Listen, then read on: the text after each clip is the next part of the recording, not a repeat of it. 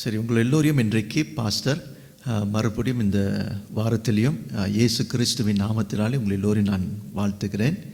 அதே போல் சிங்கப்பூரில் நிறைய விசுவாசிகள் இருக்கிறீங்க, உங்களையும் பாஸ்டர் வாழ்த்துக்கிறேன். So always remember this. இந்த ஒரு கஷ்டமான டைம்லையும் I think it is my responsibility to pray for the congregation. உங்களுக்காக நான் தினந்தோறும் நான் ஜெபம் பண்ணி கொண்டிருக்கிறேன். அது மாத்திரமல்ல, சரியா, after receiving so many feedbacks, pastor வந்து அடிக்கடி எல்லா விசுவாசிகளோடு I will always keep in touch with all the believers.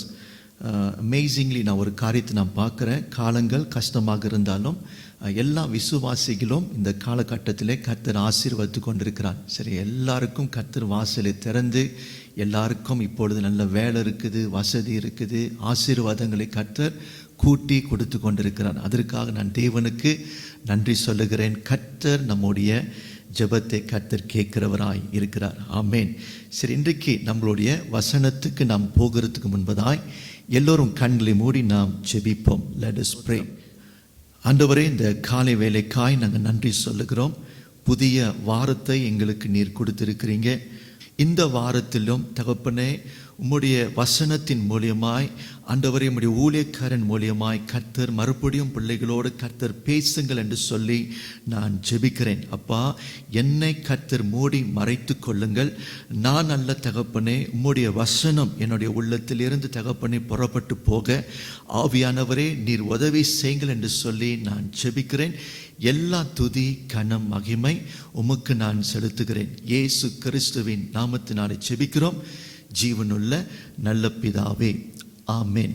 Price the lord. Alright, now போன வாரம் வந்து அதுக்கு முந்தின வாரம் 2 weeks ago பாஸ்டர் வந்து ஒரு புதிய பாடத்தை நான் உங்களுக்கு சொல்லி கொடுத்தேன். அதாவது அவர் லைஃப் ஜேர்னி, தமிழில் வந்து நம்முடைய வாழ்க்கையின் பிரயாணம். அதை குறித்து நாம் நன்றாய் ஸ்டடி பண்ணணும். ஆல்ரைட், ஸோ அப்படி நீங்கள் செய்தியை நீங்கள் மிஸ் பண்ணியிருந்தால் தயவு செய்து நீங்கள் யூடியூப் சேனலுக்கு நீங்கள் போனீங்கன்னா, கிரைஸ்ட் செஞ்சுரி ஜோஹோ அந்த யூடியூப் சேனலுக்கு நீங்கள் போனீங்கன்னா அந்த முதல் வாரத்துடைய செய்தியை வந்து நீங்கள் கேட்கலாம். இந்த வாரத்தில் வந்து மறுபடியும் பாஸ்டர் வந்து அங்கேருந்து கண்டினியூ பண்ண இருக்கிற இன்னைக்கு வந்து சரியா அந்த அந்த நம்முடைய வாழ்க்கையின் பிரயாணத்தின் கீழே சரியா இன்னொரு புது ஒரு ஒரு ஒரு ஒரு லெசனை வந்து நான் உங்களுக்கு நான் படித்து கொடுக்க நான் இருக்கிறேன். ஓகே, நான் ஃபர்ஸ்ட் வீக்கில் வந்து பாஸ்டர் உங்களுக்கு சொல்லி கொடுத்தது என்னது, எப்படி அந்த இஸ்ரவேல் ஜனங்களுடைய வாழ்க்கையை வந்து ஒரு எக்ஸாம்பிளாக ஒரு மையமாக வைத்து அவர்களுடைய வாழ்க்கை பிரயாணம் 40 வருஷம் வனாந்தரத்திலே அவர்கள் நடந்தார்கள். 40 வருஷம் கர்த்தர் இஸ்ரவேல் ஜனங்களை நடத்தினார். எப்படி அந்த இஸ்ரவேல் ஜனங்களுடைய வாழ்க்கை பிரயாணத்தில் இருந்து 2 பாடத்தை நாம் முதல் வாரத்தில் நாம் கற்று அறிந்தோம். சரியா, நீங்கள் நன்றாய் பார்த்தீங்கன்னா, கடினமான பாதையின் மத்தியிலே கர்த்தர் இஸ்ரவேல் ஜனங்களை நடத்தினார் என்று சொல்லி, வனாந்தரத்தின் மத்தியிலே கர்த்தர் ஜனங்களை நடத்தினார் என்று சொல்லி நான் டீச் பண்ணினேன்.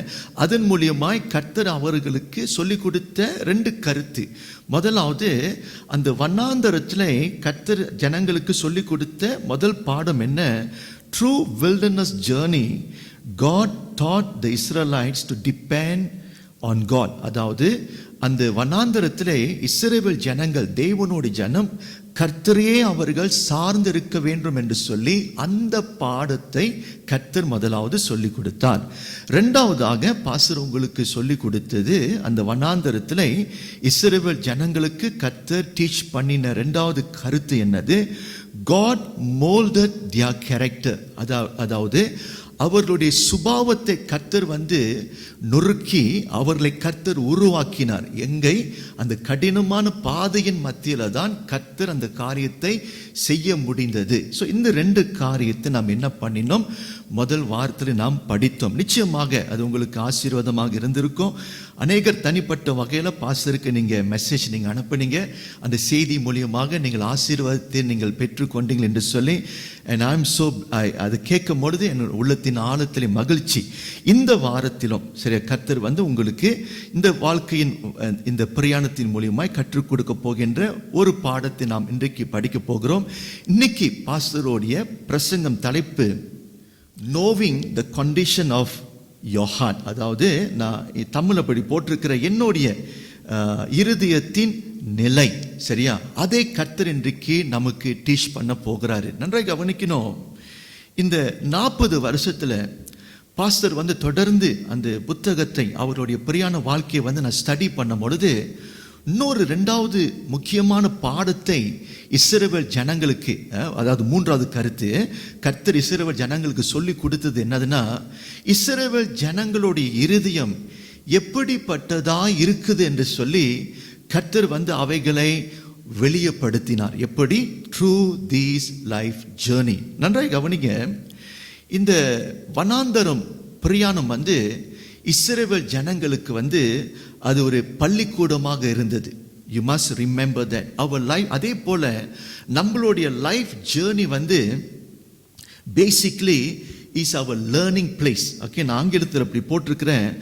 Life journey in the wilderness had become a learning place or school for the Israelites.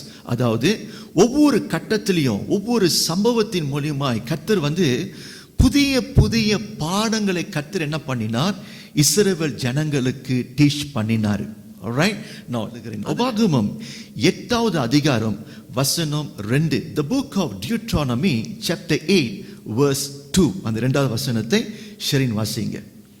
உன் தேவனாகிய கர்த்தர் உன்னை சிறுமைப்படுத்தும்படிக்கும் தம்முடைய கட்டளைகளை நீ கை கொள்வாயோ கை கொள்ள மாட்டாயோ என்று அவர் உன்னை சோதித்து உன் இருதயத்தில் உள்ளதை நீ அறியும்படிக்கும் உன்னை இந்த 40 வருஷம் அளவும் வனாந்தரத்திலே நடத்தி வந்த எல்லா வழியையும் நினைப்பாயாக. நீங்க நல்லா கவனிங்க. பாஸ்டர் ஆங்கிலத்தில் வாசிக்கிறேன். Remember how the Lord your God led you all the way in the wilderness for 40 days, for 40 years, to humble and to test you in order to know what was in your heart. அந்த வார்த்தையை underline பண்ணீங்க. In order to know what was in your heart, whether or not you would keep his commands. ஆச்சரியமான ஒரு வார்த்தை. உன்னுடைய இருதயத்துக்குள்ளாய் என்ன இருக்குது என்று சொல்லி அதை வெளியப்படுத்த, அதை உனக்கு எடுத்து சொல்லி கொடுக்க உன்னை இந்த பிரயாணத்திலே நான் நடத்தினேன் என்று சொல்லி கர்த்தர் இந்த வார்த்தையை இஸ்ரவேல் ஜனங்களுக்கு மோசே மூலமாய் கர்த்தர் சொல்லுகிறார். உன்னுடைய இருதயம் எப்படிப்பட்டதாய் இருக்குது என்று சொல்லி. ஒரு கேள்வி, மனுஷனுடைய இருதயத்தை நம்ம பார்க்க முடியுமா? How to know the condition of our heart and why this is so important? Can we see the condition of our hearts? இது ஒரு பெரிய ஒரு கேள்விக்குறியாக இருக்குது. உன்னுடைய இருதயம் எப்படிப்பட்டதா இருக்கிறது, என்னுடைய இருதயம் எப்படிப்பட்டதா இருக்குது என்று சொல்லி அதை மனுஷனால விளங்கி கொள்ள முடியுமா? Can man knows the real condition of his or her heart? இது ஒரு பெரிய ஒரு கேள்வியாக இருக்குது. சரியா? நீங்க பாலிகிராஃப் குறித்து நீங்க கேள்விப்பட்டிருப்பீங்க. ஓகே, இந்த பாலிகிராஃப் இருக்குது பாத்தீங்களா? ஒரு மனுஷன் பொய் பேசுறானா உண்மை பேசுறான்னு சொல்லிட்டு சரி ஒரு கருவி, சரியா, அந்த அது அது அது என்ன பண்ணுவார்கள், உபயோகப்படுத்துவார்கள். சரி, இந்த பாலி டெஸ்ட்க்கு நீங்க போனீங்கன்னா it will measure your heart rate, it will measure your blood pressure, it will measure your action of breathing. எப்படி நீங்க மூச்சு விடுறீங்க, அதே சமயத்தில் your skin conductivity, இதெல்லாம் அது என்ன பண்ணுது, மெஷர் பண்ணி ஒரு சார்ட் பிளாட் பண்ணுவாங்க. அந்த சார்ட் மூலியமாக நீ உண்மை பேசுறியா பொய் பேசுறியா என்று சொல்லி ஒரு வகையில் இந்த பாலிகிராஃப், இந்த டிடெக்டர் என்ன பண்ணுது, டிடெக்ட் பண்ண முடியுது ஒரு மனுஷன் பொய் பேசுறானா உண்மை பேசுறான் என்று சொல்லி. சரியா? அப்போ பாருங்க, உலகம் அந்த வகையில் வளர்ந்துருக்குது. ஆனா இப்போ ஒரு கேள்வி, மனுஷனுடைய இருதயத்தின் condition, I'm talking about our spiritual heart. சரியா? நம்முடைய பிசிக்கல் ஹார்ட்டை குறித்து பாஸ்டர் பேசல. நம்முடைய ஆவிக்குரிய இருதயம் எப்படிப்பட்டதா இருக்குது, அதை டிடெக்ட் பண்ண முடியுமா? ஒன்று நான் சொல்றேன், மனுஷனால சரியா, மனுஷனுடைய இருதயத்துடைய கண்டிஷன் எப்படி இருக்குது என்று சொல்லி அது விளங்கி கொள்ள முடியாது. வேதாகமம் என்ன சொல்லுது? only God can see our heart.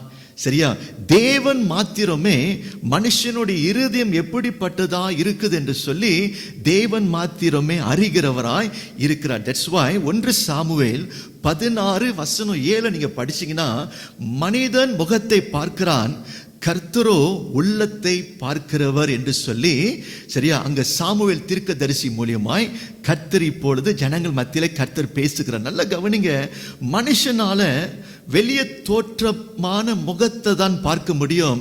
ஆனா கர்த்தர் என்ன பண்ண முடியுது? கர்த்தரால நம்முடைய இருதயம் எப்படிப்பட்டதா இருக்குது என்று சொல்லி இருதயத்தை பார்க்கிறவர் தெய்வம் மாத்திரமே. அது மாத்திரமல்ல, எபிரேயர் 4:13 வந்தீங்கன்னா, அந்த வசனம் என்ன சொல்லுது? தேவனுடைய கண்களுக்கு முன்பதாய் எல்லா நிர்வாணமாக இருக்குது என்று சொல்லி எழுதி இருக்கிறது. அதாவது கர்த்தருடைய அவருடைய பார்வையிலிருந்து யாருமே ஒரு காரியத்தையும் என்ன பண்ண முடியாது, மறைக்க முடியாது. God can see through everything.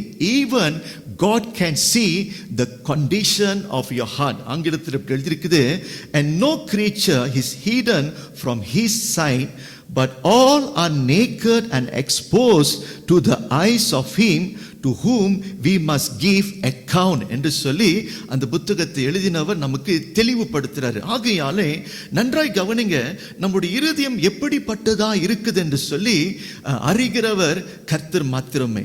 இப்போ கர்த்தர் என்ன பண்றாரு? இஸ்ரவேல் ஜனங்களுடைய வாழ்க்கை பிரயாணத்தின் மூலியமாக அவர்களுடைய இருதயம் எப்படிப்பட்டதா இருக்குது என்று சொல்லி, சரியா, படியாக கர்த்தர் அந்த ஜேர்னி மூலியமாக அவர்களுக்கு கர்த்தர் வெளிப்படுத்தினார். முதலாவது, நீங்க வீட்டுல டைம் இருந்துச்சுன்னா யாத்திராகமம் 16வது அதிகாரத்தை நீங்க வாசிச்சீங்கன்னா, சரியா, இந்த சம்பவம் எங்க நடக்குது? இன்னும் சீனாய் மலைக்கு அவர்கள் இன்னும் போகல. they were on their way, சரியா, heading to the Mount Sinai. இன்னும் போய் சேரல. அந்த இடத்துல ஒரு சம்பவம் நடந்துச்சு. சரி, அங்க கர்த்தர் இஸ்ரவேல் ஜனங்களுக்கு கட்டளை கொடுத்தார். God gave the Israelites a command.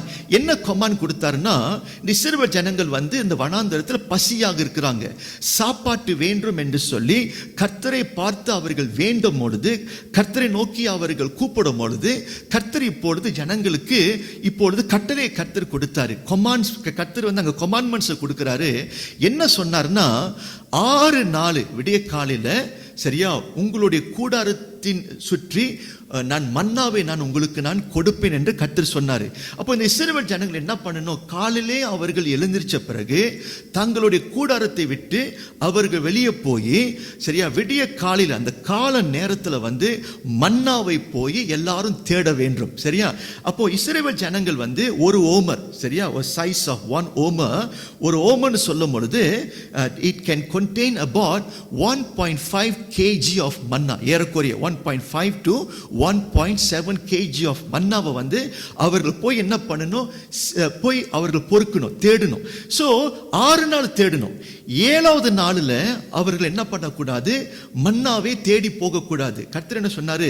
அந்த 6வது நாளில் மாத்திரம் 2 படியாக, 2 இரட்டிப்பான வகையில 2 ஓமர் அவர்கள் என்ன பண்ணணும்? அந்த மன்னாவை அவர்கள் தேடணும். சரியா, ஒரு ஓமர் அந்த 6வது நாளைக்கு, இன்னொரு பேலன்ஸ் ஒரு ஓமர் 7வது நாளில் சாப்பிடணும்னு சொல்லி கர்த்தர் இஸ்ரவேல் ஜனங்களுக்கு கட்டளை கொடுத்துட்டாரு. நல்லா கவனிங்க, 7வது நாள் ஒருத்தரும் என்ன பண்ணக்கூடாது?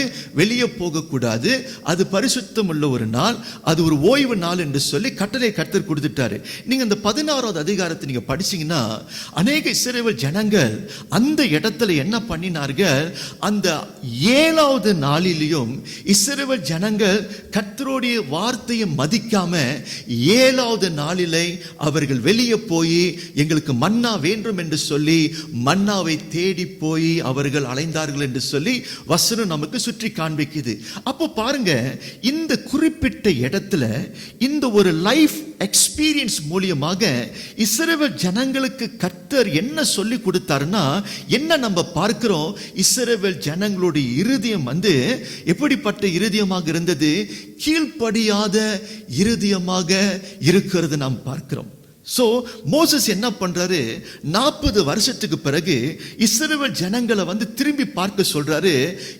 இந்த இடத்துல இப்படி போன்றவர்களாய் நீங்க இருந்தீங்க, உங்களுடைய இருதயம் கண்டிஷன் இப்படியாக இருந்தது என்று சொல்லி மறுபடியும் அந்த ஸ்டோரிஸ் அவர் என்ன பண்றாரு, ரிகால் பண்ணி உபாகமம் புத்தகத்துல இஸ்ரவேல் ஜனங்களுக்கு சொல்லி கொடுத்தாரு. சோ இந்த இடத்துல இஸ்ரவேல் ஜனங்கள் என்ன ஒரு காரியத்தை கற்று அறிஞ்சாங்கன்னா, அவர்களுடைய இருதயம் எப்படிப்பட்டதா இருந்தது, அந்த வாழ்க்கையின் அனுபவம் மூலியமாக தங்களுடைய இருதயம் கீழ்ப்படியாத இருதயமாக இருந்தது என்று சொல்லி ஒரு பாடத்தை கர்த்தர் டீச் பண்ணினாரு.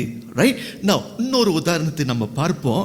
இப்பொழுது இஸ்ரவேல் ஜனங்கள் தொடர்ந்து அந்த வனாந்தரத்தில் அவர்கள் பிரயாணமாய் போய் கொண்டிருக்கும் பொழுது, சரியா, கர்த்தர் சொன்னது போல கர்த்தருடைய வழி நடத்துதல் மூலியமாய் இப்பொழுது சீனாய் மலைக்கு அவர்கள் வந்துட்டார்கள். சீனாய் மலைக்கு வந்த பிறகு இன்னொரு வாழ்க்கையின் அனுபவம். இங்க சீனாய் மலைக்கு வந்த பிறகு கர்த்தர் இப்பொழுது மோசேயை பார்த்து சொல்றாரு, அந்த சீனாய் மலைக்கு மேல வர சொல்றாரு. இப்போ மோசே கர்த்தருடைய வார்த்தையை கீழ்ப்படிந்து சீனாய் மலை அந்த மலை மேல இப்பொழுது அவர் போயிட்டாரு, தேவனோடு சஞ்சரிக்கிறாரு.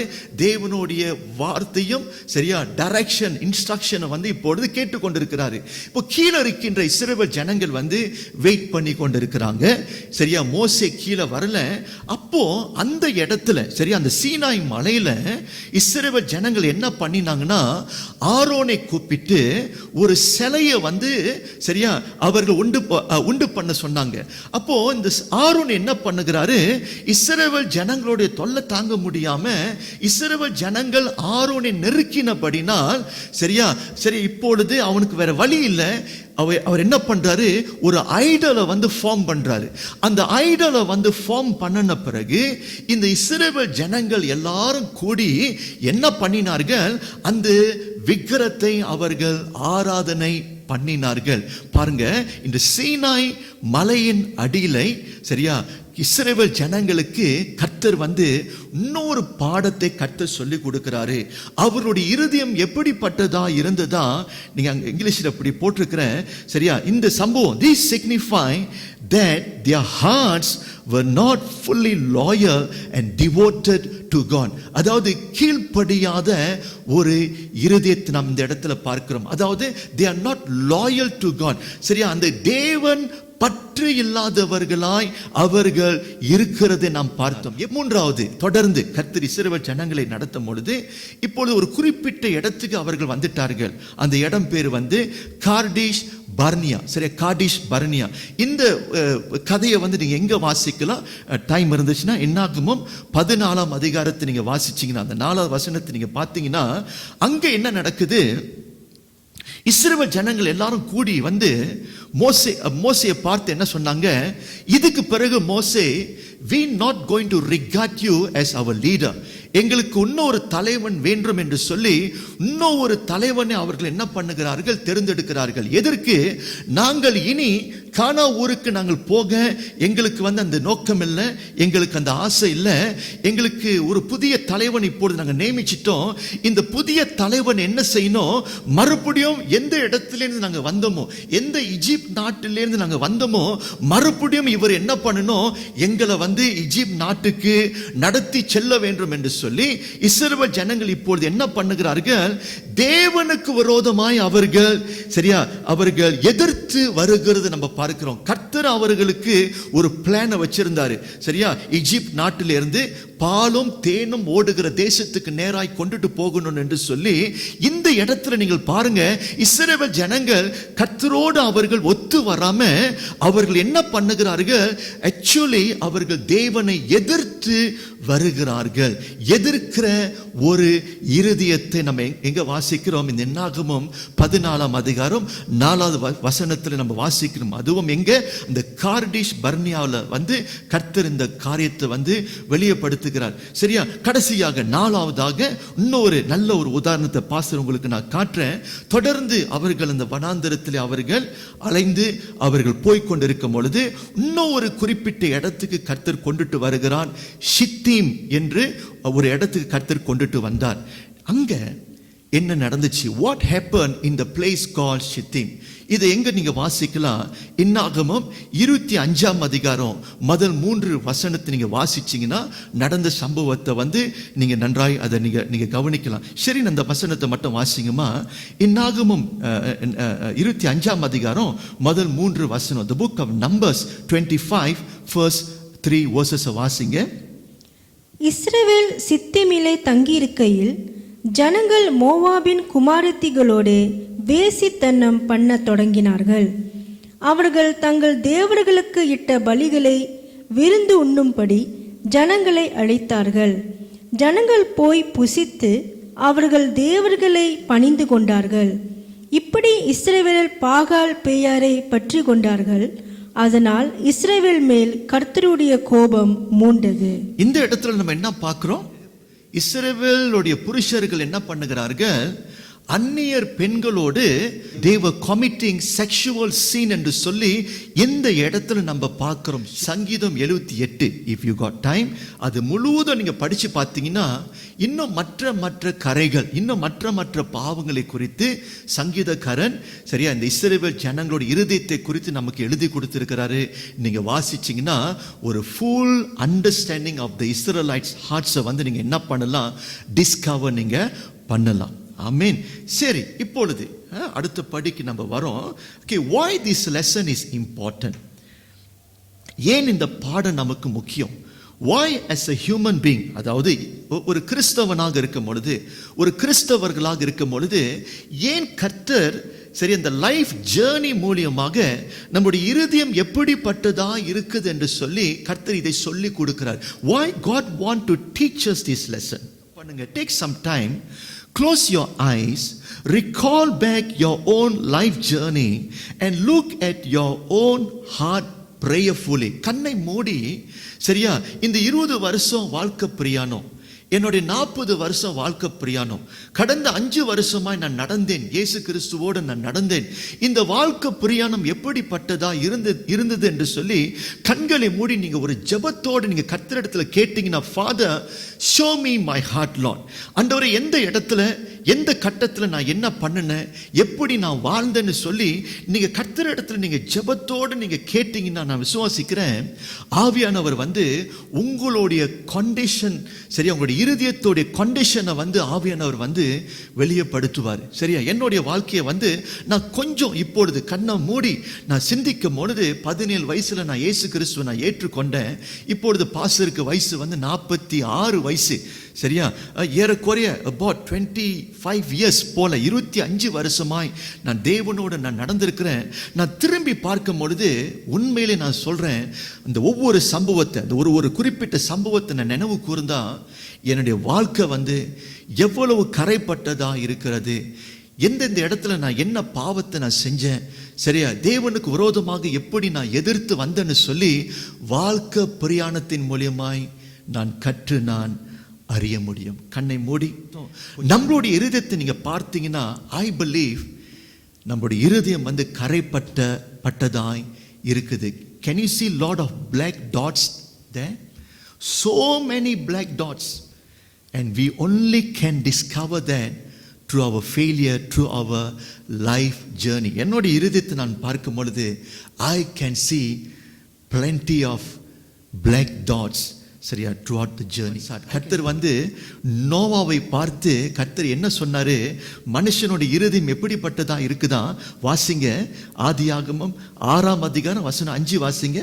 The book of Genesis chapter 6 verse 5 நீங்க வாசிச்சீங்கன்னா கர்த்தர் நோவா கிட்ட என்ன சொல்றாரு மனுஷனுடைய இருதயத்தை குறித்து? மனுஷனுடைய அக்கிரமம் பூமியிலே பெருகினது என்றும் அவன் இருதயத்தின் நினைவுகளின் தோற்றமெல்லாம் நித்தமும் பொல்லாததே என்றும் கர்த்தர் கண்டார். அங்க என்ன எழுதி இருக்குது? Every inclination of thoughts of the human heart was only evil all the time. What God see? What God see, நம்முடைய இருதயத்தை வந்து கர்த்தரால பார்க்க முடியுது. என்ன பார்த்தாரா? Nothing good in it. நம்முடைய இருதயம், நம்முடைய சிந்தை வந்து எல்லாம் ஈவலாக இருக்குது, தீமையாக இருக்குது என்று சொல்லி கர்த்தர் வந்து நோவா மூலியமாக கர்த்தர் பேசினார். புதிய ஏற்பாட்டில் பவுல் இப்படியாக கன்க்ளூட் பண்றாரு. சரியா? ரோமர் 3ஆம் அதிகாரம் வசனம் 23ஆம் வசனத்துல, for all have seen and fall short of the glory of God. அதாவது எல்லாரும் பாவம் செய்தோம், எல்லாரும் பாவம் செய்தோம். சரியா? பிரசங்கம் பீடத்தில் இருக்கிற பாஸ்டரும், சர்ச்சில் இருக்கிற தலைவர்களும், சர்ச்சில் இருக்கிற விசுவாசிகளும் நன்றாய் கவனிங்க. நம்ம எல்லோரும் பாவிகள், நம்முடைய இருதயம் கரைப்பட்டதாய் இருக்குது என்று சொல்லி கர்த்தர் நமக்கு வெளிப்படுத்துகிறார். எப்படி வெளிப்படுத்தினார்? Through our life journey. am I right? very crystal clear, crystal clear. சரியா? நம்முடைய இருதயத்தோட கண்டிஷனை நம்ம பார்த்தாச்சு. alright, now இப்போ இறுதியாக பாஸ்டர் முடிக்க இருக்கிறேன். why in the knowledge is important? ஏன் ஒரு விசுவாசியாக இருக்கும் பொழுது, ஒரு பாஸ்டராக இருக்கும் பொழுது, ஒரு தலைவனாக இருக்கும் பொழுது, ஒரு கிறிஸ்தவர்களாக இருக்கும் பொழுது என்னுடைய ஹார்ட் கண்டிஷன் வந்து எப்படியா இருக்குது என்று சொல்லி ஏன் வந்து இது ரொம்ப இம்பார்ட்டன்டா இருக்குது? why God took the trouble to teach the Israelites for them to know the condition of their heart. ஏன் கர்த்தர் வந்து அதை ரிவீல் பண்ணினார் through the life journey? Why God was so interested to teach them this important lesson. Look here, Israelites, you must know the condition of your heart. ஏன் கர்த்தர் உங்களையும் என்னையும் பார்த்து இந்த பாடத்தை சொல்லி கொடுக்கிறாரு? மகனே மகளே, உன்னுடைய வாழ்க்கையை நீ திரும்பி பாரு, உன்னுடைய இருதயம் எப்படிப்பட்டதா இருக்குது என்று சொல்லி நீ அதை அறிந்து கொள்ள வேண்டும் என்று சொல்லி ஏன் கர்த்தர் வந்து இந்த பாடத்தில் வந்து ரொம்ப இன்ட்ரெஸ்டா இருக்கிறாரு? காரணம் இதுல முக்கியமான ஒரு சில குறிப்பு இருக்குது. நாம் எப்படிப்பட்டவர்கள், நம்முடைய இருதயம் எப்படிப்பட்டதா இருக்குது என்று சொல்லி அதை மாத்திரம் நம்ம விளங்கிட்டா பெரிய blessing இருக்குது. அதில் ஒரு பெரிய ஒரு ஆசீர்வாதம் இருக்குது. சரியா? அது நம்ம என்ன செய்ய போகிறோம்? 4 காரியத்தை உங்களுக்கு நான் சொல்லிக் கொடுக்க நான் இருக்கிறேன். Okay, the application we must know how to apply this sermon in our life. Okay, why this is important? Okay, முதல் குறிப்பு, through this life journey God taught us that all of us are with defects and imperfect hearts. அதாவது இந்த life journey மூலியமாக கர்த்தர் நமக்கு என்ன சொல்லி கொடுக்கிறாரு? நாம் எல்லோரும், ஒரு குறிப்பிட்டவர்கள் மாத்திரமல்ல, நாம் எல்லோருடைய இருதயமும் எப்படிப்பட்டதாய் இருக்குது, கரைப்பட்டதாய் இருக்குது என்று சொல்லி அந்த உணர்வு நமக்கு இருக்க வேண்டும். அந்த ஒரு நாலேஜ் நமக்கு இருக்கணும். சரியா? என்னோட இருதயம் கரைப்பட்டது, ஷெரீனோட இருதயம் கரைப்பட்டது, சாலியோடைய இருதயம் கரைப்பட்டது, டஷ்மனோட இருதயம் கரைப்பட்டது, எல்லாரோடைய இருதயமும் கரைப்பட்டது வித் டிஃபெக்ட் என்று சொல்லி அந்த நாலேஜ் நமக்குள்ளாய் வரணும். இந்த நாலேஜ் எப்படி நமக்கு வந்தது? only through our life journey. The Israelites discovered that through their life journey in the wilderness. இரண்டாவது, once you realize that நம்முடைய இருதயம் வந்து இம்பர்ஃபெக்டா இருக்குது, நம்முடைய இருதயம் வந்து டிஃபெக்ட்ஸா இருக்குது, நம்முடைய இருதயம் வந்து கரைப்பட்டதாய் இருக்குது என்று சொல்லி அந்த ஒரு உணர்வு வந்துச்சுன்னா இந்த ரெண்டாவது பாயிண்ட் வந்து உங்களுக்கு சரியா வழங்கும். we need Jesus to save us, to cleanse us with his blood. we cannot save ourselves. அதாவது அந்த ஒரு பொசிஷனுக்குள்ளாக நம்ம வந்தாதான், நான் ஒரு பாவி, என்னுடைய இருதயம் சரியா கரைப்பட்டதாய் இருக்குது என்று சொல்லி அந்த உணர்வு வந்தாதான்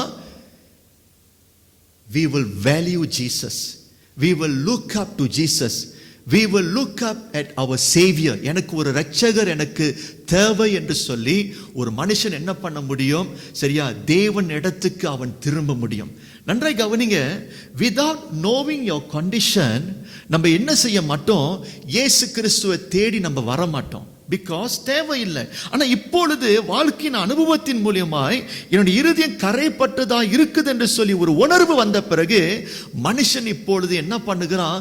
இயேசு கிறிஸ்துவை அவன் தேடி வருகிறான். என் அன்பு பிள்ளைகளே, உங்களுக்கும் எனக்கும் ஒரு இரட்சகர் தேவை. உங்களுக்கும் எனக்கும் இயேசு கிறிஸ்து இருக்கிறாரு. அனுதினமும் நம்ம என்ன செய்ய வேண்டும்? இந்த வாழ்க்கை பிரயாணத்தில் நம்ம அவருடைய பாதத்தை நாம் தேடி வர வேண்டும். ஏசப்பா, உம்முடைய பாதம் என்னுடைய தஞ்சம், நீங்க தான் என்னுடைய பாவத்தை கழுவுகிறவர் என்று சொல்லி ஒவ்வொரு நாளும் சிலுவைக்கு முன்பதாய் நீங்கள் பணியும் பொழுது, பாவங்களை நீங்கள் அறிக்கை செய்யும் பொழுது, கர்த்தர் என்ன பண்ணுகிறார்? உங்களுடைய இருதயத்தை அனுதினமும் கர்த்தர் சுத்திகரிக்கிறார். மூன்றாவது, after discovering the condition of our hearts, we ought to stay humble. Lesson on humility was taught by life journey.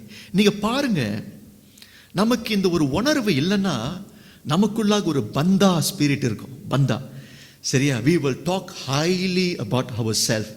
ஒரு செல்ஃப் ரைச்சஸ்னஸ் வந்துடும். நான் நல்லா இருக்கிறேன்னா என்னோட இருதயம் சுத்தமாக இருக்குது, நான் நல்லவன்னு சொல்லி நம்ம என்ன பண்ணுவோம்? நம்மை குறித்து பெருமையாக நம்ம எண்ணுவோம். ரைட்டு தானே? நமக்குள்ளாக அந்த பெருமை. நல்லா கவனிங்க, பெருமையா இருந்தா கர்த்தருடைய பிரசன்னத்துக்கு நம்ம வர முடியாது. தட்ஸ் வை யாக்கோப் என்ன சொல்றாரு? சரியா, பெருமையாய் நம்ம இருக்கும் பொழுது கர்த்தர் நம்ம எதிர்க்கிறாராம். நம்ம தாழ்த்தும் பொழுது கர்த்தர் என்ன செய்கிறாரு? நம்மளுடைய ஜெபத்தை தேவன் கேட்கிறவராய் இருக்கிறார். இயேசு கிறிஸ்து சொன்னாரு, தன்னைத்தான் தாழ்த்துகிறவன் அவன் உயர்த்தப்படுவான்.